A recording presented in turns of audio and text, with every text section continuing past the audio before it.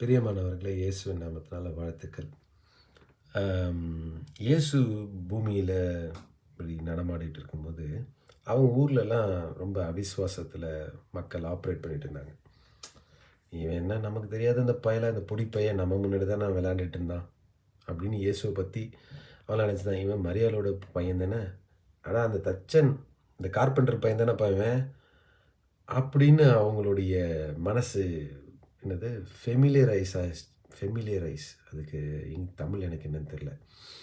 ம். ஆனா வந்து ரொம்ப அதிகமா தெரிஞ்சு வச்சுக்கிட்டாங்க. இவ்வளோதான். நமக்கு தெரியாத பயலாம் இவன், இவங்க தானே ரோட்ல திரிஞ்சுக்கிட்டு இருப்பான்.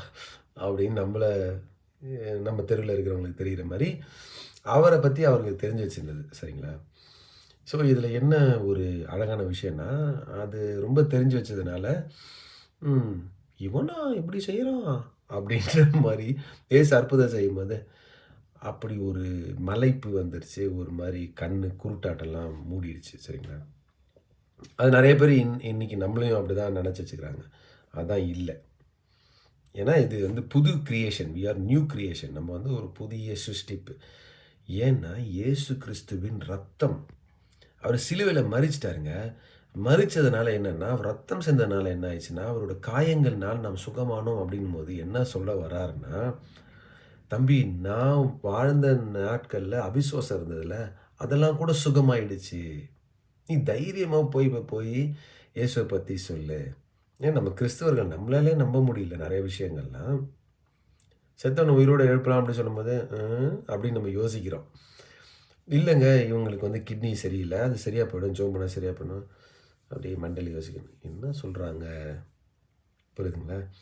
இது எல்லாமே மாறிடும். ஏன்னா, இயேசு கிறிஸ்துவின் ரத்தம். அவர் ரத்தம் சிந்தியிருக்கிறாரு. அந்த ரத்தத்த நம்ம சாப்பிடும்போது, நமக்குள்ளார அவிசுவாசமான செய்கிற எல்லாத்தையும் அந்த ரத்தம் வந்து மாத்திரும். அந்த டிஎன்ஏவே மாத்திரும். தேவனை விசுவசிக்க வைக்கும்.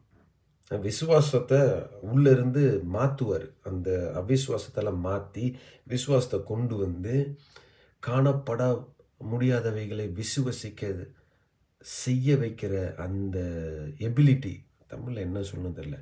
அந்த அந்த பெலன், அந்த அது ஒரு சுகம். ஏன்னா, அது வந்து அவிசுவாசம் வந்து ஒரு சுகவீனம். அந்த சுகத்த குடுக்குறாரு இயேசுவின் ரத்தம். அவருடைய காயங்கள் இதெல்லாம் பண்ணுது.